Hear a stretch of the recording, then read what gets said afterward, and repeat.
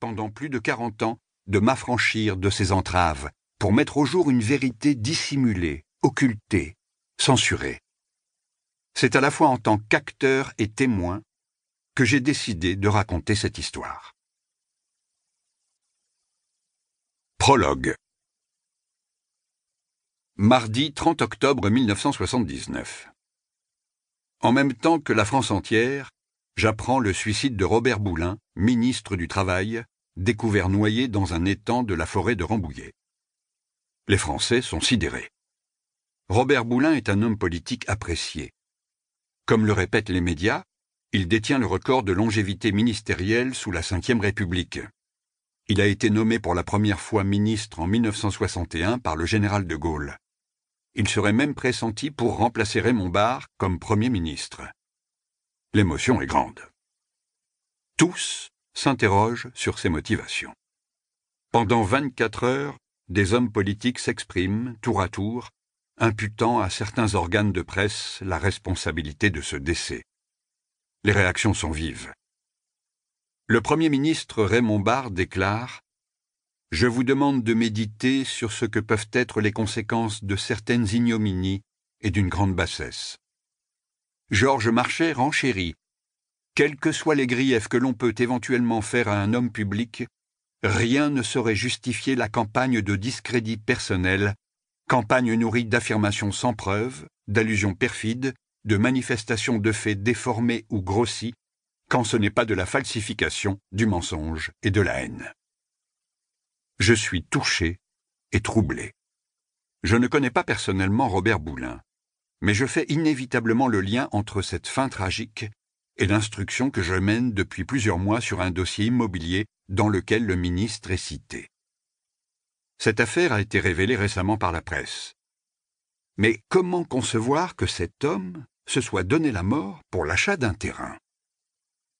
Le lendemain, je découvre aux actualités que Robert Boulin a adressé une lettre posthume à quelques amis et à l'AFP. De larges extraits de ce courrier sont divulgués.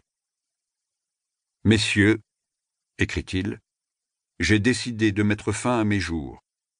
Une grande partie de ma vie a été consacrée au service public. Je l'ai fait scrupuleusement, désirant en toute occasion demeurer exemplaire. Or, voici que la collusion évidente d'un escroc paranoïaque, mythomane, pervers, maître chanteur, et d'un juge ambitieux, haineux de la société, considérant a priori un ministre comme prévaricateur, et de certains milieux politiques, où, hélas, mes propres amis ne sont pas exclus, aboutit pour ma part à audition, campagne de presse et suspicion. Ce juge ambitieux et haineux n'est autre que moi-même. Je suis juge d'instruction à Caen depuis 2 ans. Il s'agit de mon premier poste. J'ai 27 ans.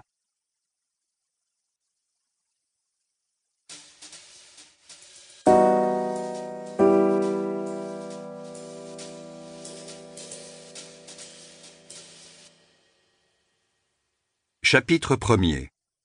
Baptême du feu. Voir mon nom livré en pâture dans le journal télévisé de 13h est un choc. Je découvre peu à peu le contenu de la lettre. Je suis mis en accusation publique. L'après-midi, je me rends dans mon bureau vétuste, situé sous les combles du vieux palais de justice. Je demande à ma greffière de ne pas répondre au téléphone. Je ferme ma porte à clé et m'isole. Mes pensées s'entrechoquent. Suis-je allé trop loin ? N'aurais-je pas dû finalement m'arrêter avant, comme somme toute tant d'autres avant moi, un ministre étant en cause ? Mais n'ai-je pas fait mon travail ? Quelle est, me demandais-je dans un questionnement existentiel, la légitimité du juge d'instruction que d'aucuns qualifient si souvent, non sans condescendance, de petit ? La presse parisienne se précipite vers le tribunal de Caen. Comment répondre à un homme qui s'est donné la mort ? Que faire face à une déferlante médiatique dès lors que je suis tenu par le secret de l'enquête ? Rien, justement. C'est pourquoi je me tais. Ce sont mes collègues et le procureur de la République de Caen qui prennent la parole le jour même. Leur intervention est un rempart. Il n'est pas si fréquent que des magistrats se réunissent spontanément en assemblée.